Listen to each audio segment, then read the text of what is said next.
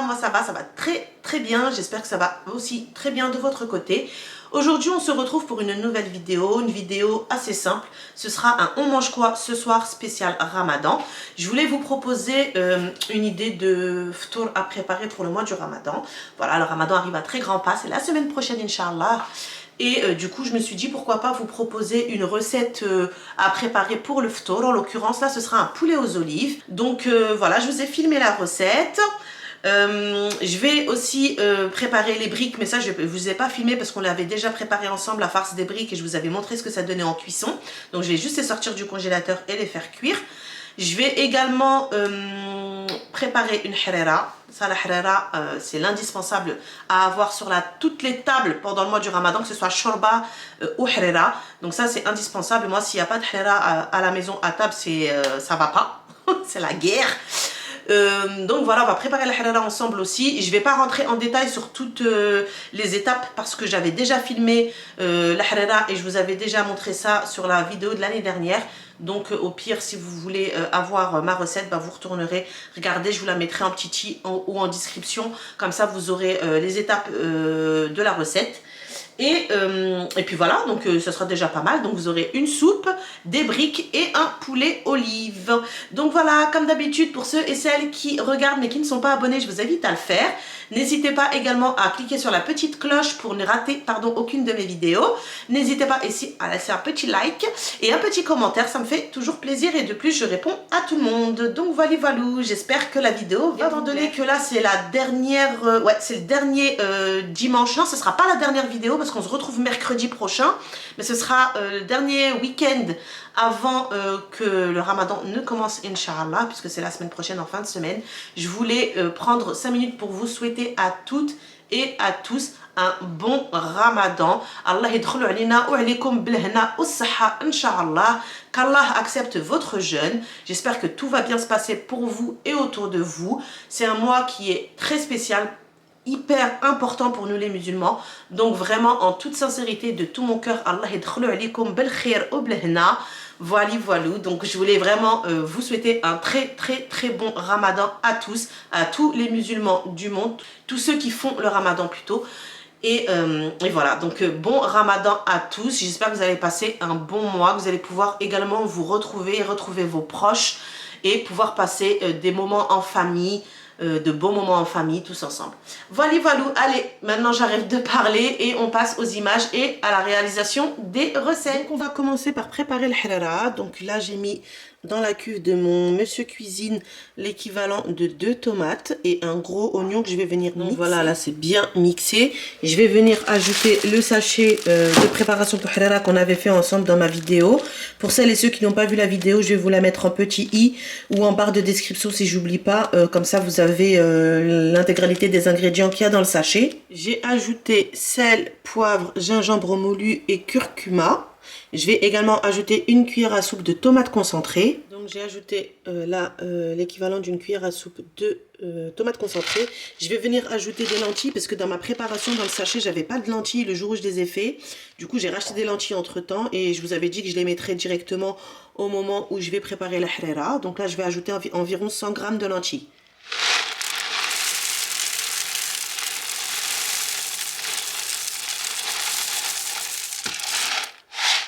Voilà, donc voilà, c'est bon les lentilles. On va ajouter de l'huile d'olive, l'équivalent de 20 centilitres, et ensuite on va venir couvrir avec de l'eau jusqu'au niveau maximum de la cuve. Donc là, vous voyez écrit max. Donc je vais couvrir d'eau jusqu'ici et ensuite on va mettre en cuisson. Donc là, je l'ai mis en cuisson pour 1 heure de temps dans un premier temps. J'ai ajouté le panier dessus pour éviter que ça éclabousse de partout. Et je l'ai mis au maximum, donc c'est la vitesse Varoma pour les Thermomix. Et sur le Monsieur Cuisine, c'est le 130 degrés en vitesse cuillère, donc vitesse 1. Donc là, je vais pouvoir lancer la cuisson. Donc au bout d'1 heure, ça donne ça. Comme vous le voyez, on avait mis l'eau au maximum et du coup, ça a diminué. Donc là, ce que je vais faire, c'est que je vais préparer mon liant. Et je vais mettre mes petites pâtes et je vais remettre à cuire pendant 10-15 minutes. Donc là, j'ai préparé mon liant, ça n'a pas filmé, je suis désolée. J'ai mélangé l'équivalent d'1 verre d'eau avec 1 cuillère à soupe et demie de farine. Donc j'ai bien mixé le tout. Je vais venir du coup mélanger le tout avec la soupe.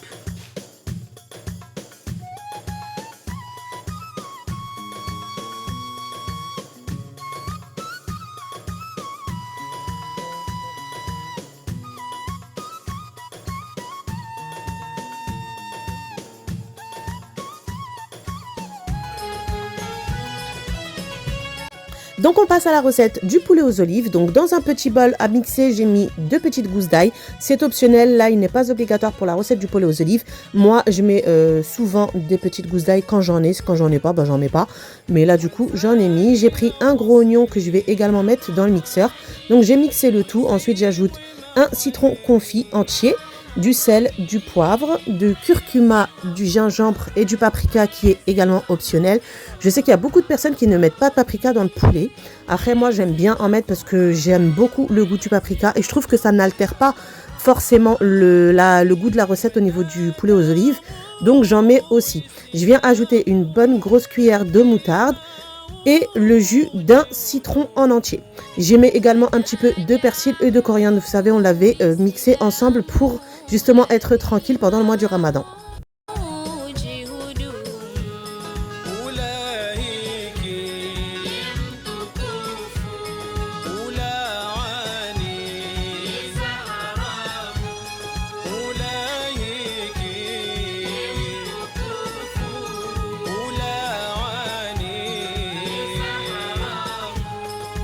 On vient ensuite tout mixer ensemble et on va venir récupérer du coup notre petite chermoula qui sera utilisée pour badigeonner mes poulets.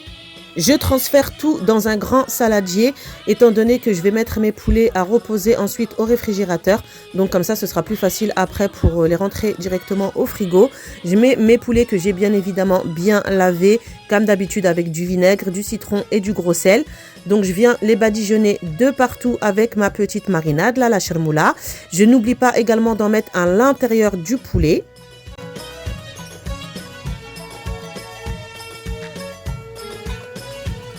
Une fois que mon poulet est bien mariné, je vais pouvoir fermer avec le couvercle et mettre le tout au réfrigérateur minimum pendant 1 heure. De préférence pendant une nuit si vous voulez vraiment que votre poulet il s'imprègne bien de la marinade. Moi là, je ne l'ai pas fait la nuit entière, j'ai juste laissé 1 heure au frigo. Du coup, 1 heure après avoir mis mon poulet au frigo, je vais pouvoir passer à la cuisson. Donc dans une grande gamelle, je vais venir mettre l'équivalent de 40 centilitres d'huile de tournesol. Je vais ensuite pouvoir disposer mes poulets à l'intérieur. Je racle bien toute la marinade de mon bol. Je vais également passer un petit peu d'eau dedans et racler vraiment au maximum la marinade. Et ensuite, je vais pouvoir couvrir et laisser cuire pendant environ 40 minutes.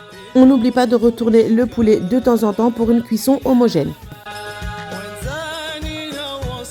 Donc au bout de 40 minutes et en ayant retourné mon poulet régulièrement, on obtient ceci. Donc mon poulet il est bien doré de partout. Après 40 minutes, là c'est des petits poulets. Si jamais vous avez des gros poulets fermiers ou des poulets qui sont un peu plus grands que ceux-là, vous les laissez environ 1 heure de temps. Puisque plus le poulet est gros et grand, plus la cuisson est longue. Donc vous les laissez un petit peu plus de temps. De toute façon, vous savez à peu près comment est-ce que le poulet est une fois qu'il est cuit. Donc une fois qu'il est cuit, ce que je vais faire, c'est que je vais le retirer et le mettre sur du papier sulfurisé dans une plaque de cuisson. Et ensuite, je vais pouvoir le passer au four, dans un four préchauffé à 180 degrés, jusqu'à ce qu'il soit bien doré de partout.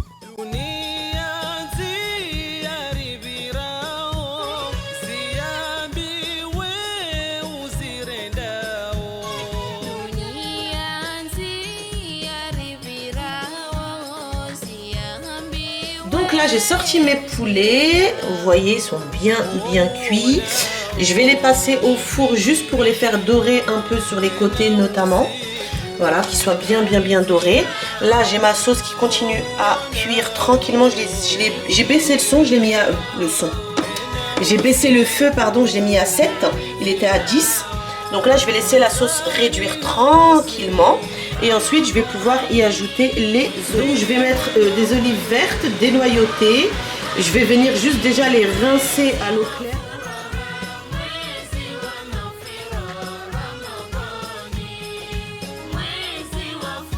Une fois bien rincées, on va venir les ajouter à la sauce et on va laisser réduire encore la sauce un petit peu plus.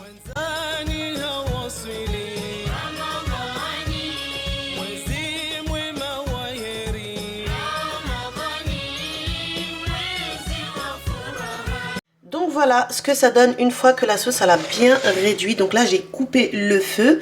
Vous voyez la sauce elle est bien, il n'y a plus trop d'eau. L'huile elle est bien remontée à la surface. et ça a surtout diminué en termes de quantité. Donc voilà, donc là ma sauce elle est prête, je vais la laisser de côté. Mes poulets ils sont là, je les ai couverts en attendant de les mettre au four au dernier moment avant de passer à table, comme ça ils seront bien chauds. Donc je vais laisser tout ça de côté et dans environ 2 heures, je vais mettre les poulets au four à 180 degrés en chaleur tournante. Et je vais juste rallumer le feu sur la sauce pour qu'elle puisse de nouveau réchauffer. Et ce sera prêt.